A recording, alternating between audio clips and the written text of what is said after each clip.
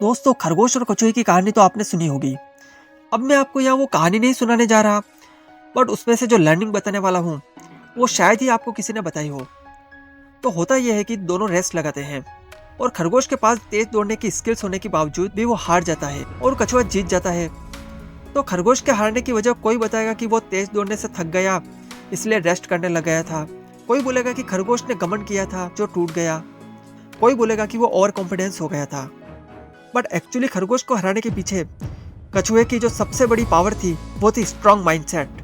Friends, फिर से repeat कर रहा हूँ ये वर्ड, माइंडसेट। अपनी लाइफ को डायरेक्शन देने में ये मेजर रोल प्ले करती है।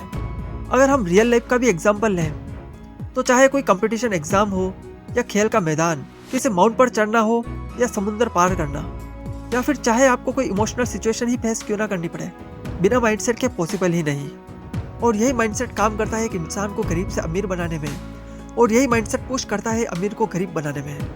एक फेमस लाइन है कि दुनिया की सारी वेल्थ को अगर सबके साथ इक्वल बांट दिया जाए तो अभी 1 ईयर में वो रिच पीपल के पास आ जाएगी। सबको 24 आवर्स मिलते हैं और रहने की जगह भी अर्थ ही है, फिर इतना डिफरेंस क्यों?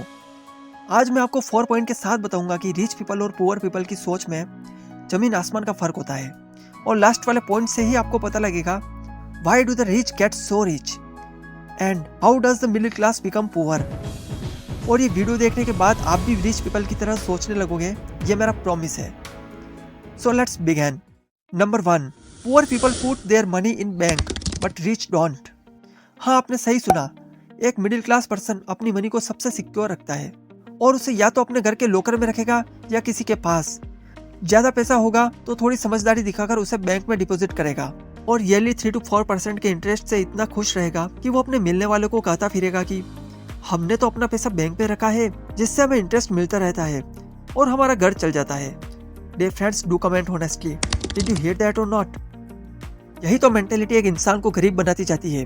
बैंक आपके पैसे लेकर आपको सेविंग पर 4% देकर खुश करेगा और आगे 10 to 14% पर लोन देगा और मोटा मोटी 10% में से अपने खर्चे निकालकर अपना प्रॉफिट बनाएगा। आपको पता होना चाहिए कि सेविंग में आपके पैसे की वैल्यू बढ़ने की बजाय कम हो रही है क्योंकि इन्फ्लेशन ही 6 to 7% है। सिंपल वे में बोलूँ तो 5 ईयर पहले जो समोसा 10 रुपीज़ में मिलता था आज 20 का हो गया है। वहीं 25 रुपये लीटर वाला दूध 50 में आ रहा। फिर क्या सेविंग अकाउंट में पैसा 5 ईयर में डबल होता है? सेविंग तो छोड़ो, किसी एफडी में भी नहीं होता। मीन्स जिस रेट से इन्फ्लेशन बढ़ रही है, अगर उस रेट से आपके पैसे ग्रो नहीं हुए तो आप पैसे लूज कर रहे हो। जबकि रिच पीपल एक सर्टेन अमाउंट ही बैंक पे रखते हैं फॉर इमरजेंसी पर्पज। बाकी उन पैसों से या तो किसी ग्रोइंग कंपनी के शेयर परचेस कर लेगा या रियल एस्टेट में इन्वेस्ट करेगा या कोई ऐसी एसेट्स बनाएगा जिससे उसको रेगुलर इनकम होती रहे। अब आप पूछोगे ये एसेट्स क्या है? इसे मैं लास्ट पॉइंट में एक्सप्लेन करता हूँ। Poor people find temporary happiness. Suppose 2 friend है, राहुल और चंदन, और दोनों को 20 लाख रुपीस की लॉटरी लगती है। तो चंदन उन पैसों से एक कार ले लेता है और उससे हैप्पी होकर खूब एंजॉय करता है। बट ये हैप्पीनेस थोड़े टाइम के लिए ही रहती है क्योंकि हर चीज की एक्सपायरी होती है। एक्चुअली थोड़े टाइम बाद मार्केट में 20 लाख की रेंज में शानदार न्यू कार लॉन्च होती है, ट्रायो, जो चंदन की कार से काफी अट्रैक्टिव होती है। जब चंदन को यह पता चलता है तो उसका मन अब अपनी कार को बेचकर न्यू कार लेने का होता है। बट टेक्नोलॉजी चेंजेस से उसकी कार को 6 लाख से ज्यादा नहीं मिलते। फाइनली वो डील कर लेता है और उसे सेल कर देता है। अब होता यह है कि काफी टाइम से कार ड्राइव करने से उसकी हैबिट हो गई और उसकी रेपुटेशन का भी सवाल है कि यार अब अगर मैं बिना कार के रहा तो लोग टोंट मारेंगे। अब चंदन को कार की हैबिट होने के कारण न्यू कार तो लेनी ही है, बट एक प्रॉब्लम है कि उसको मिले 6 लाख, जिसमें से 1 लाख रुपीस इधर उधर घर में खर्च हो गए और बचे 5 lakh. But new car 20 lakh की होने से अभी भी 15 लाख रुपीस चाहिए। अभी स्टोरी बाकी है फ्रेंड्स, आप इसे रियल लाइफ से कोरिलेट करते जाना कि कैसे माइंडसेट एक इंसान को पुअर बनाता है। उन दिनों अब न्यूज़पेपर में एड आता है, in next moment you can own trio car, just deposit 5 lakh rupees down payment. Chandan मन में कहता है अपनी तो निकल पड़ी। अब वो जब कैलकुलेशन लगाता है तो 15 लाख के लोन के लिए उसे 9% के साथ 19,000 की EMI मंथली 10 ईयर्स तक पे करनी होगी।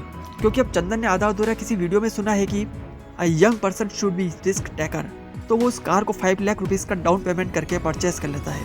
अब पुअर माइंडसेट को देखो फ्रेंड्स, 19,000 की मंथली EMI फॉर 10 ईयर्स, जिसमें अराउंड 8 लाख का इंटरेस्ट, मीन्स कार की एक्चुअल वैल्यू का 1/3 से ज्यादा पोर्शन तो उसका इंटरेस्ट ही लग गया।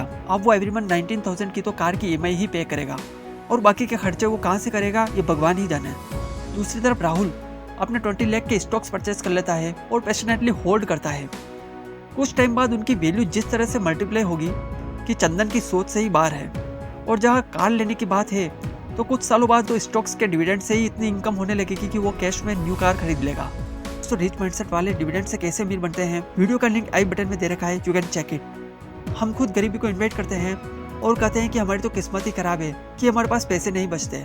Number 3, poor people save money and rich save time. आप सोच रहे होंगे कि इतनी देर से हम बात कर रहे हैं कि rich people save money for invest और अब लिख दिया पुअर पीपल सेव मनी। अरे बॉस रुको बताता हूँ, टेक इट इजी। इसका रियल मीनिंग है you don't get rich by spending your time to save money, you get rich by saving your time. एक इंसान पैसे सेव करने के लिए सब्जी मंडी में 2 से 3 मिनट तक हर सब्जी वाले से बहस करता है, 10 जगह घूमता है ताकि उसको 30 की लौकी 25 में और 20 के टमाटर 15 में मिल जाए। जहाँ काम 10 मिनट का होता है वहाँ 1 घंटा लगाता है और उसने 60-70 रुपए बचा भी लिए। तो क्या आपके पर आवर की कॉस्ट सिर्फ 70 रुपए? हो माई गॉड। वैसे ही ऑनलाइन ड्रेस परचेस करनी हो तो मोबाइल पर शॉपिंग में घंटों बिता देता है और प्राउड फील करता है 1500 की ड्रेस मिली 1399 में। भाई वाह, सुबह से शाम हो गई, खाना खाने की फुर्सत नहीं और बचाए 200 रुपए। ऐसे तो बन गए करोड़पति। Poor people make excuse to waste time and rich people find opportunity to earn money. एक सर्वे किया गया जिसमें बिल गेट्स की नेटवर्थ को कैलकुलेट करके यह पता लगाया गया कि अगर बिल गेट्स से पैसे गिर जाए तो झुककर वो पैसे उठाने की कितनी कीमत होगी। तो पता चला कि $45,000 यानी करीब इंडियन रुपीस के 36 लाख रुपीस से ज्यादा मनी को झुककर उठाना उनके लिए वर्दी होगा। अदरवाइज इससे कम तो बिना झुके ही कमा लेंगे। हमारे डेली रूटीन में छोटे मोटे ऐसी कई चीजें होती है जिनसे हमारा टाइम वेस्ट होता है और हमें पता भी नहीं चलता। जैसे कि अगर हम जॉबलेस हैं या सेल्फ एम्प्लॉयड हैं तो किसी भी टाइम बिना अर्जेंसी का कॉल अटेंड कर लेंगे, शॉपिंग में, सोशल मीडिया में या किसी का वेट करने में टाइम वेस्ट करेंगे या फोन को बार बार चेक करते रहेंगे कि किसी का मैसेज आया तो नहीं। और वही अगर हम कहीं जॉब करते हैं तो शायद इन चीज़ों से हमें दूर रखा जाता है। हमारा बॉस हमें ना तो बार बार सीट छोड़ने की परमिशन देता है और ना ही फ़ोन पर बात करने की, बिकॉज वो कंपनी अपने एम्प्लॉय के लिए पे कर रही है, इसलिए उसको टाइम की वैल्यू पता है। बट हमें खुद का टाइम फ्री में मिलता है इसलिए हम उसकी वैल्यू नहीं करते। इवन रॉबर्ट कियोस्की ने टाइम को इतनी इंपॉर्टेंस दी है कि the only difference between poor person and rich person is how they use their time. Next point, rich people create assets while poor create liabilities. Friends ये चीज सबसे important है, ध्यान से सुनना। Rich dad poor dad book के author Robert कहते हैं कि एक मिडिल क्लास पर्सन और रिच पर्सन के कैश फ्लो में बिग डिफरेंस होता है। इसके लिए हमें फाइनेंशियल स्ट्रक्चर को समझना होगा। First income statement, second balance sheet, third cash flow. Income statement सब जानते हैं, वेरी सिंपल, जिसमें 2 चीजें आती है, इनकम, एक्सपेंसेस। इनकम वो जिसमें जॉब से मंथली पैसा आ रहा है और एक्सपेंसेस से हमारा महीने का खर्चा है, जैसे tax, food, cloth, rent etcetera. Next balance sheet, इसमें भी 2 कॉलम है, असेट्स एंड लाइबिलिटीज। असेट्स वो कॉलम है जो हमें बिना काम किए या थोड़ा सा स्मार्ट वर्क करने पर पैसा कमा कर देती है। फॉर एग्जाम्पल, आपके किसी बिल्डिंग से आपको रेंटल इनकम मिल रही है, एनी फ्रेंचाइजीज, बिजनेस या कोई शॉप जिसमें हम फुल टाइम एक्टिव नहीं हैं, बट ऐसा सिस्टम बना रखा है कि वो हमें पैसा कमा कर दे रहा है। लाइबिलिटीज, इस कॉलम में वो चीज़ें आती है जिनको परचेस करने पर हमारी पॉकेट से पैसा जाता रहता है। फॉर एग्जाम्पल, पर्सनल यूज़ के लिए कार जिसकी सर्विस, इंश्योरेंस, मेंटेनेंस चार्ज के लिए पे करना पड़ता है। वैसे ही क्रेडिट कार्ड जिसे हमें उल्लू बना के सेल किया जाता है, और subscription charges, maintenance charges, interest और अदर सर्विस फीस के नाम पर हम बैंक को पैसा लुटाते रहते हैं। नेक्स्ट कैश फ्लो, इसके लिए हमें इन दोनों को कंबाइंड देखना होगा।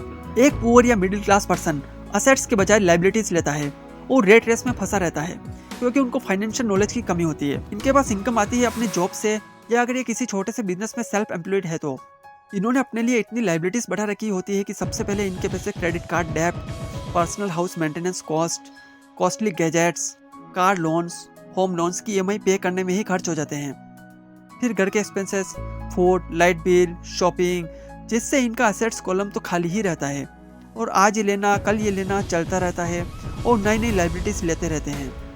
फिर एक रिच माइंडसेट पर्सन जिसे फाइनेंशियल अवेयरनेस है, वो अपनी इनकम से पहले रियल एसेट्स बनाता है जिससे उसके पास रेगुलर इनकम आती रहे और असेट्स के कैश फ्लो से ही उसके एक्सपेंसेस फिलअप हो जाते हैं और बचे हुए पैसों से और न्यू एसेट्स बनाता है। और जब एक सफिशिएंट अमाउंट कलेक्ट होता है तो उनसे अपनी लाइफस्टाइल बेटर करने के लिए लाइबिलिटी लेता है। इन शॉर्ट, रिच पर्सन को पता है कि पहले एसेट्स बनाओ फिर उनसे लायबिलिटी लो।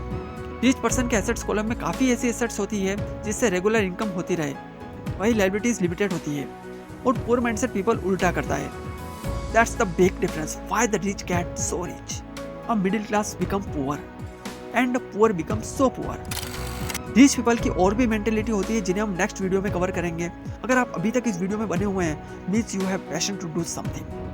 फ्रेंड्स कमेंट में रिच माइंडसेट लिखकर अप्रिशिएट जरूर करें और ऐसे ही इन्वेस्टिंग से रिलेटेड वीडियो के लिए चैनल को सब्सक्राइब और नोटिफिकेशन बेल को प्रेस करें जिससे हमारे लेटेस्ट वीडियो के अपडेट्स आपको मिलते रहें। मिलते हैं फ्रेंड्स नेक्स्ट वीडियो में, तब तक के लिए बाय बाय, टेक केयर।